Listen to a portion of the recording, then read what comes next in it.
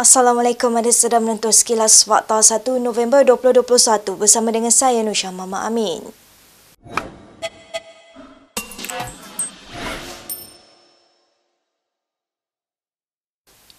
Perdebatan yang hangat diperkatakan antara Menteri Pengangkutan Wee Ka Siong dan Setiausaha Agung DAP Lim Guan Eng akhirnya akan berlangsung malam esok.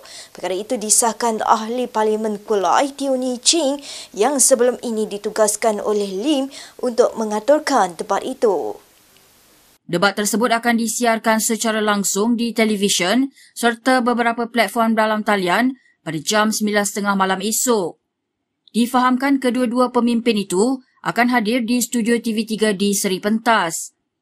Pada 30 September lalu, Wee dan Lim berbahas di Dewan Rakyat berhubung dasar kabotaj bagi kapal asing yang terlibat dalam pembaikan kabel internet dasar laut.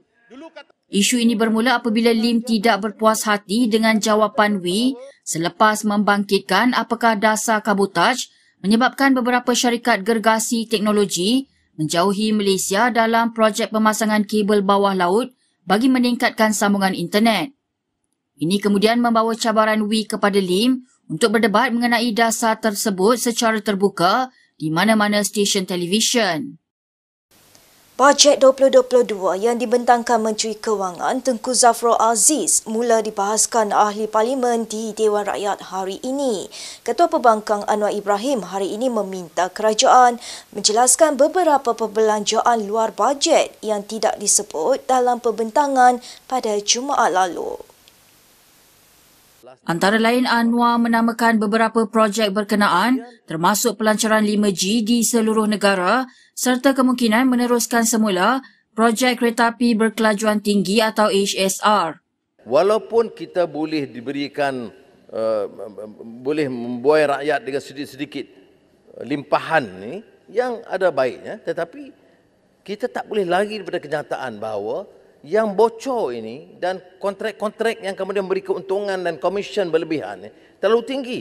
Beliau terus menggesa kerajaan untuk tidak memandang ringan perbelanjaan di luar bajet dan menegaskan semua projek tersebut perlu dilaksanakan secara telus dan terbuka. Baik, kita ke perkembangan PRN Melaka.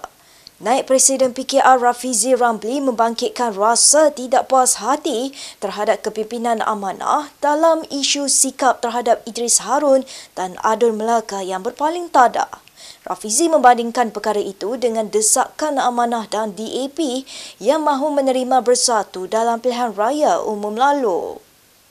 Dalam satu hantarannya di Facebook, pemimpin PKR itu berkata, pimpinan amanah kini menggunakan alasan sama bahawa Idris dan yang lain akan membawa lonjakan kemenangan di PRN Melaka.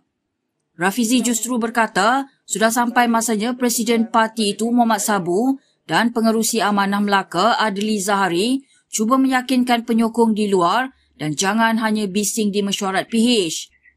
Ini memandangkan katanya, ketika ini hanya pengerusi PH Anwar Ibrahim yang perlu menjawab perkara itu dan menjadi sasaran kritikan penyokong gabungan tersebut. PH masih belum mengumumkan keputusannya berhubung kerjasama dengan bekas Adun UMNO dan Bersatu iaitu Idris Harun, Nur Azman Hassan dan Nur Effendi Ahmad. Anwar bagaimanapun semalam memberi bayangan beliau terbuka untuk menerima ketiga-tiga mereka dalam gabungan itu. Bekas Menteri Muhammad Rizwan Muhammad Yusof yang merupakan seorang ahli awal Bersatu menyifatkan bahawa partinya sudah berubah wajah. Rizwan mendedahkan dia akan membuat satu pengumuman penting bulan depan sehari selepas penamaan calon pilihan raya negeri Melaka. Memetik wawancaranya dengan portal Melaka hari ini semalam, beliau bagaimanapun menafikan ia berkaitan dengan spekulasi bahawa dia akan bertukar parti. Rizwan sebelum ini mengkritik pengurusan kerajaan Muhyiddin Yassin terhadap pandemik COVID-19 ketika menjadi menteri di Jabatan Perdana Menteri yang bertanggungjawab dalam tugas-tugas khas. Muhyiddin juga merupakan Presiden Bersatu. Rizwan digugurkan sebagai menteri apabila Naib Presiden UMNO Ismail Sabri Yaakob mengambil alih jawatan Perdana Menteri. Beliau pernah menjadi Ketua Bersatu Melaka namun berdepan tentangan akar umbi berhubung gaya kepimpinannya dan digantikan oleh Muhammad Rafiq Naizam Muhyiddin. Rezwan juga sebelum ini dispekulasi mempertimbangkan untuk menyertai kumpulan Dr. Mahathir Mohamad selepas Mahathir dipecat, namun akhirnya tidak berlaku.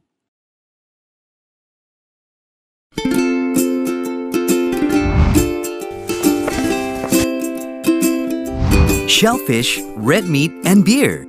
If you love indulging in these foods, you may end up with high uric acid level in your blood.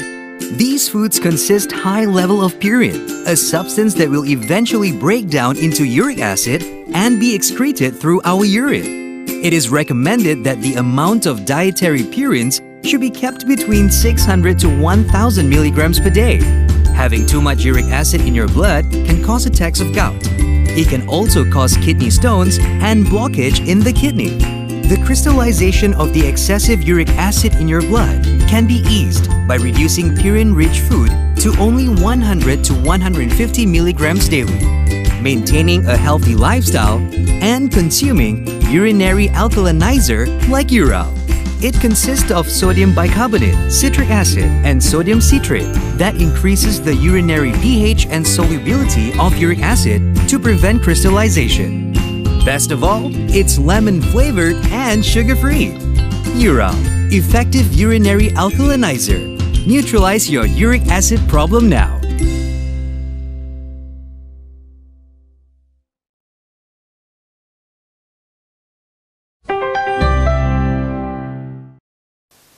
Baik, kita ke perkembangan yang berikutnya. Pemimpin veteran DAP Lim Kit Siang mendakwa tindakan penguatkuasaan 2 darjat oleh pihak berkuasa kini berulang kembali. Ini selepas PKR dikenakan kompaun sebanyak RM10,000 kerana mengadakan ceramah tanpa hadirin di Melaka. Dalam tulisan di blognya, Ahli Parlimen Iskandar Puteri itu membandingkan dengan acara melibatkan bekas Perdana Menteri Najib Razak dan Muhyiddin Yassin di Melaka 2 hari lepas. Sabtu lalu, Najib mengadakan lawatan ke Melaka namun mengatakan dia hanyalah seorang pelawat dan tidak menjalankan aktiviti politik. Muhyiddin yang juga pengerusi Perikatan Nasional berada di Melaka pada hari sama untuk melawat beberapa gerai prihatin rakyat. Kit Siang menyifatkan tindakan kompaun ke atas PKR kerana mengadakan ceramah tanpa hadirin sebagai satu kemuncak kebodohan. Terdahulu, Ketua Penerangan PKR, Syamsul Iskandar Mat Akin berkata, ceramah tersebut adalah projek perintis untuk memenuhi protokol COVID-19 dan mereka telah memaklumkan kepada polis mengikut Akta Perhimpunan Aman 2012. Dua penggiat seni berpengalaman Ahmad Idham Ahmad Nazri dan Izlan Yusof bakal bergabung di Wisma Putra bagi membawa budaya, muzik dan filem Malaysia ke mata dunia. Perkara itu diumumkan oleh Menteri Luar Saifuddin Abdullah di Putrajaya hari ini. Ahmad Idham yang merupakan bekas Ketua Pegawai Eksekutif Finas dilantik sebagai Setiausaha Kebudayaan Kementerian Luar Negeri berkuat kuasa hari ini. Penerbit dan pelakon Izlan Yusof pula dilantik sebagai perunding kreatif. Saifuddin berkata Ahmad Idham dilantik kerana mempunyai pengalaman luas selama 25 tahun dalam industri kreatif serta pernah memenangi anugerah di Pesta Filem Chunsa Korea pada 2018. Izlan pula dilantik kerana kebolehannya dan pernah berkhidmat dalam pelbagai kapasiti serta memenangi pelbagai anugerah di peringkat tempatan dan antarabangsa. Pelantikan mereka, kata Saifuddin, selaras dengan objektif membangunkan diplomasi budaya Malaysia di bawah kerangka dasar luar Malaysia, antara lain mewujudkan kaedah baru dalam mempamerkan identiti dan nilai kebangsaan. Baik, berikut beberapa lagi ringkasan berita untuk hari ini.